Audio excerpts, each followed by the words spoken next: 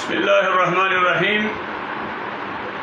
الحمد للہ رب العالمین والصلاة والسلام على سید الانبیاء واشرف المرسلین وعلى آلہ وصحبہ اجمعین ومن تبعهم بإحسان إلى يوم الدین اما بعد ان رسول اللہ صلی اللہ علیہ وسلم فرض زکاة الفطر من رمضان على كل نفس من المسلمين حر أو عبد رجل أو امرأة صغير أو كبير ساعا من تمر أو ساعا من شعير رواه الإمام مسلم في صحيحه.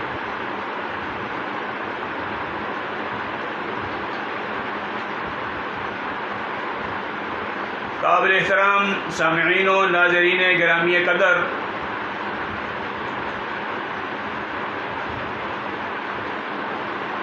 ماہ مبارک کا اختتام ہونے والا ہے اور اللہ کی دی ہوئی توفیق و عنایت سے تمام مسلمانوں نے اپنی ہمت کے مطابق بہت کوشش کی ہے. اللہ سبحانہ و تعالیٰ کی ذات گرامی ان سے راضی ہو جائیں اور اللہ سبحانہ و تعالیٰ کی ذات گرامی سے یہ دعا ہے کہ اللہ تمام اہل اسلام و اہل ایمان سے اس ماہ مبارک میں راضی ہو جائیں اور ان کے پچھلے سارے گناہوں کو معاف فرما دیں اور اللہ سبحانہ و تعالیٰ انہیں اپنے مقرب بندوں میں شمار فرما لیں. تو اس ماہ مبارک میں ہم نے روزے رکھے ہیں اللہ سبحانہ و تعالیٰ کے حکم کی تعمیل کرتے ہوئے سید کائنات صلی اللہ علیہ وسلم کی تعلیمات و ہدایات اور سنت کے مطابق، لیکن پھر بھی بحیثیت انسان اور بشر ہونے کے روزے کی حالت میں کافی ساری کمیاں کوتاہیاں انسان سے ہوتی رہتی ہیں. وہ کمیاں کوتاہیاں جو روزے کی کیفیت اور روزے کی حالت میں ہوتی رہتی ہیں، ان کے کفارہ کے طور پر اللہ سبحانہ و تعالیٰ کی ذات گرامی نے بزبان رسول صلی اللہ علیہ وسلم رمضان کے اختتام پر صدقہ فطر یا جس کو زکوٰۃ الفطر اور عرف عام میں اس کو فطرانہ کہتے ہیں، وہ فرض کیا ہے ہر مسلمان پر.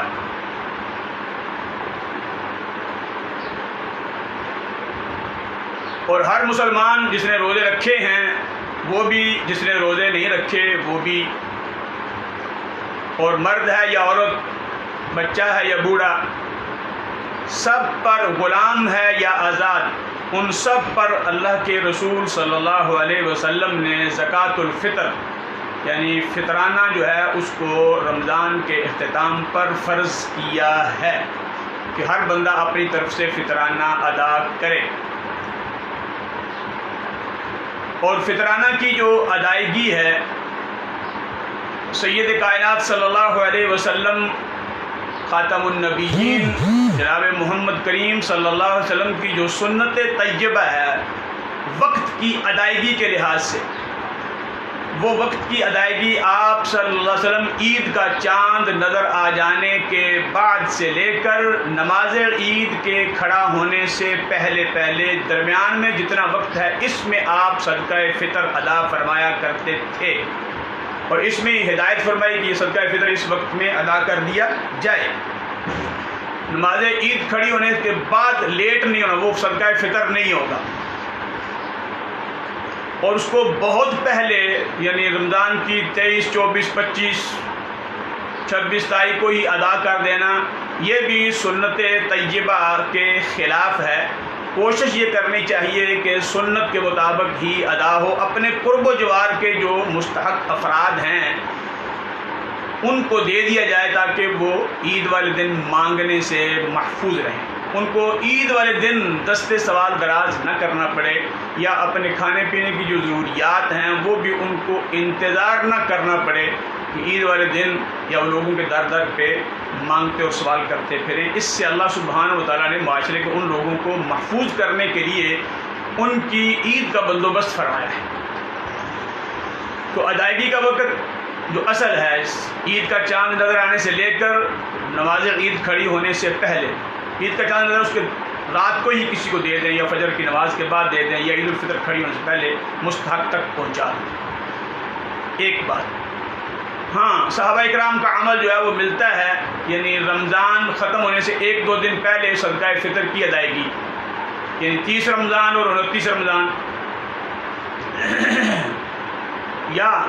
28 رمضان اور 29 رمضان، تو عید سے 1 دن پہلے اگر کوئی شخص ادا کر دے تاکہ مستحق اپنی ضروریات کو پورا کر لے، جو اس کی ضروریات ہیں وہ اس سے خرید لے، بنا لے تاکہ عید والے دن اس کے کام آ سکیں، تو اس میں صحابہ اکرام کا عمل جو ہے وہ ملتا ہے۔ اس کے بعد اللہ کے رسول صلی اللہ علیہ وسلم نے جو زکوٰۃ الفطر یا فطرانہ جو ہے وہ مسلمان پر فرض ہے، غیر مسلم پر نہیں، مسلمان پر فرض ہے، وہ مرد ہو، عورت ہو، بڑا ہو، چھوٹا ہو، آزاد ہو، غلام ہو، وہ سب کی طرف سے جو ہے وہ سب اپنا اپنا ادا کریں۔ اب فیملی کا جو سربراہ ہے، خاندان کا جو سربراہ ہے، اس کے زیر کفالت جتنے بھی افراد ہیں، وہ اس کے بھائی بہن ہوں، وہ اس کے پوتے پوتیاں ہوں، وہ اس کے بیٹے بیٹیاں ہوں، جتنے بھی افراد اس کے زیر کفالت ہیں، جن کی کفالت اور کھان پینے کا ذمہ اس کے ذمہ ہے، وہ ان کی طرف سے ادا کرے گا۔ مہمان کا بھی اس میں شامل نہیں قطعی طور پر، اور ملازمین جو ہیں ان کا بھی اس آدمی پر کوئی اپنے ملازمین کا ادا کرنا یہ بھی قطعاً ضروری نہیں، بلکہ اس کے ذمہ نہیں ہے۔ ملازمین کا اور مہمان کا گھر والے کے ذمے قطعاً ان کی طرف سے ادا کرنا شریعت کی روح سے وہ پابند نہیں ہے۔ اب یہ ہے کہ ادا کتنا کرنا ہے، یہ صاع من تمر اور صاع من شعیر، چونکہ نبی محترم صلی اللہ علیہ وسلم کے زمانہ مبارک میں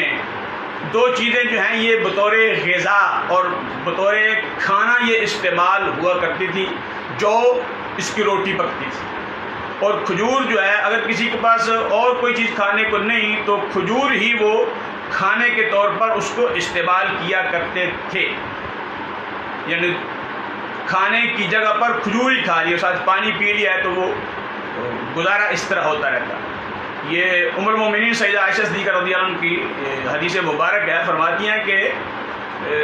مہینہ جو ہے وہ ہمارے گھروں میں آگ نہیں جلتی تھی تو اسودین پر گزارا ہوتا تھا۔ اسودین سے مراد کھجور اور پانی، یعنی مہینہ بھر جو ہے وہ روزانہ کی بنیاد پر جو ہے وہ کھجور کھانی اور پانی پی لیں، یعنی بطور غذا استعمال ہوتی تھی۔ تو اب اس بات کو پیش نظر رکھنا ہے کہ جو فطرانہ ہے وہ جو زیادہ تر انسان کی غذا ہے، فطرانہ دینے والے کی غذا جو زیادہ چیز وہ کھاتا ہے سال بھر، پورا ہفتہ، پورا مہینہ، اسی کا وہ فطرانہ ادا کرے گا۔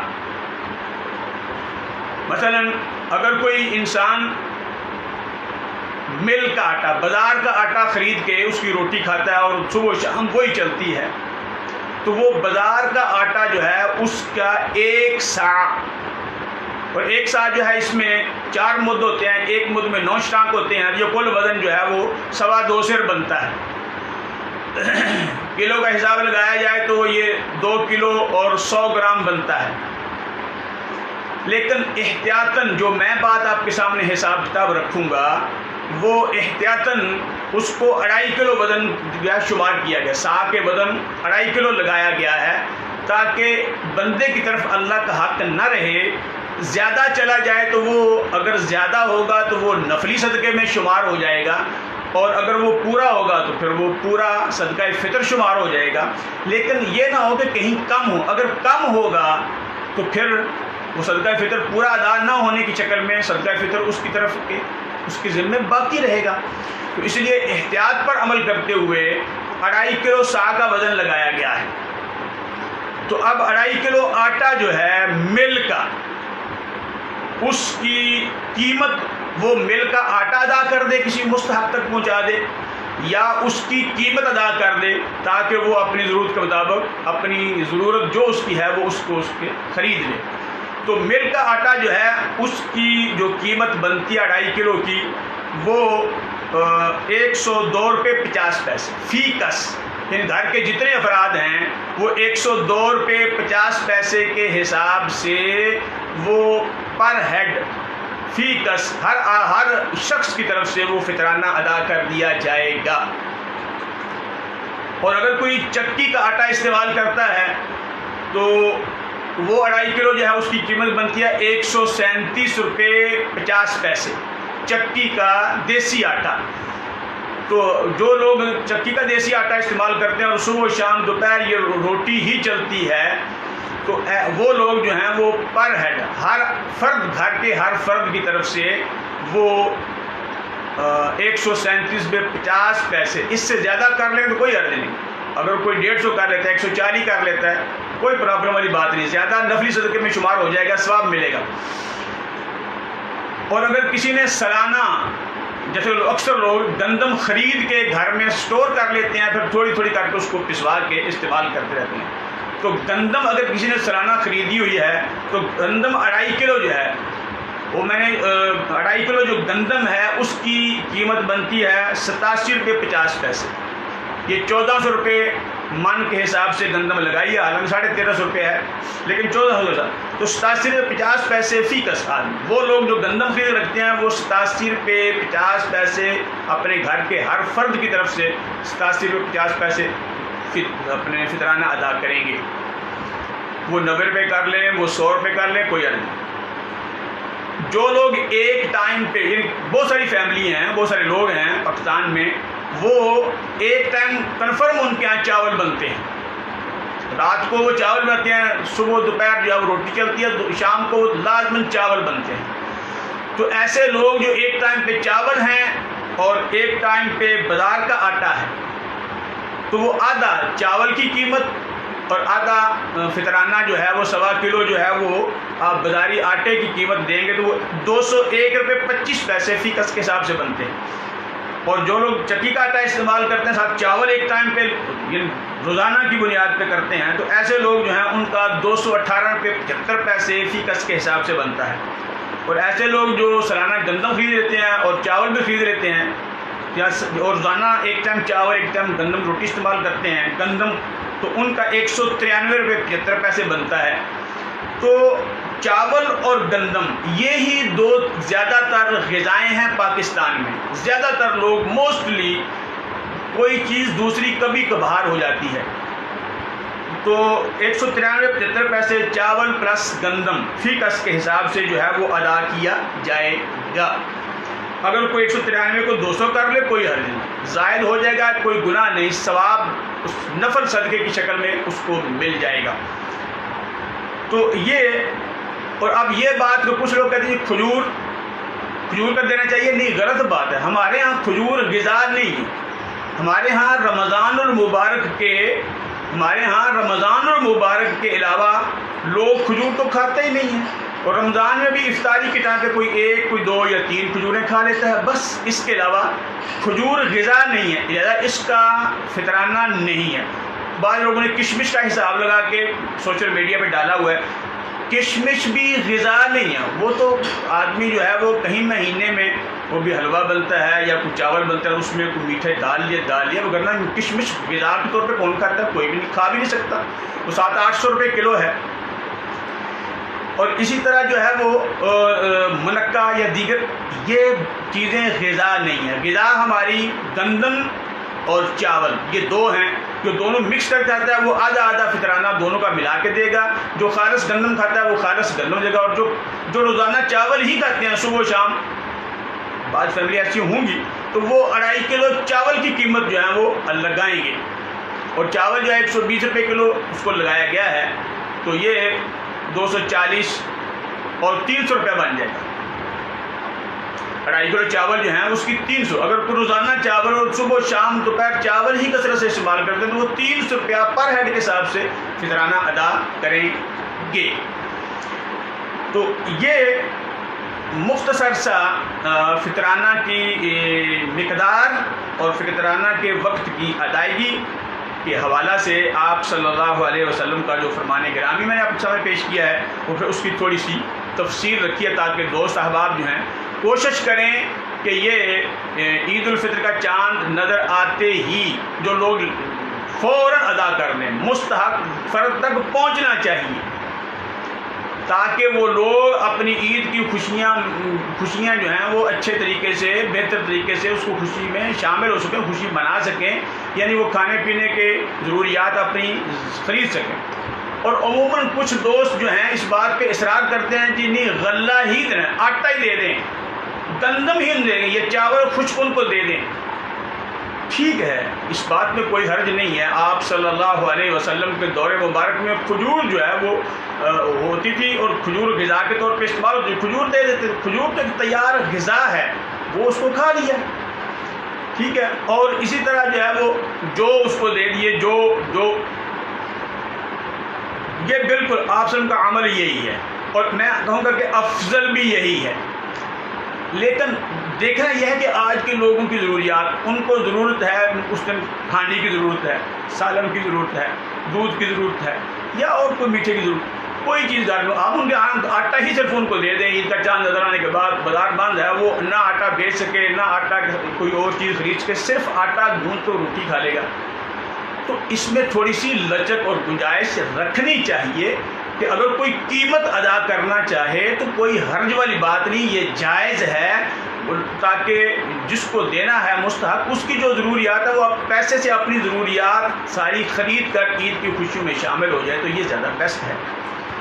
تو اللہ تعالیٰ سے دعا ہے کہ اللہ کی ذات گرامی مجھے اور آپ کو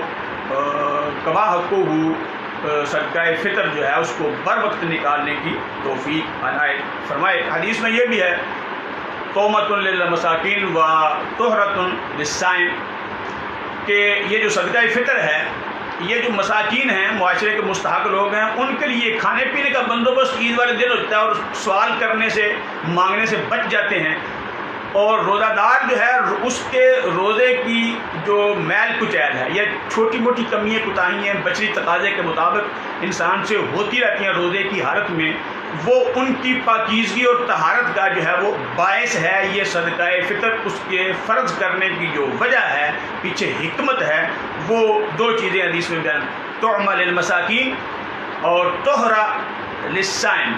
روزہ دار کی روزے کی پاکیزگی اور مسکینوں کے لیے کھانا جو ہے وہ عید والے دن اس کا بندوبست کیا گیا ہے۔ تو اللہ تعالیٰ مجھے آپ کو توفیق عنایت فرمائے کہ ہم کما حقہ جو ہے وہ اپنے صدقہ فطر جو ہے اس کو ادا کریں۔ وآخر دعوانا ان الحمد للہ رب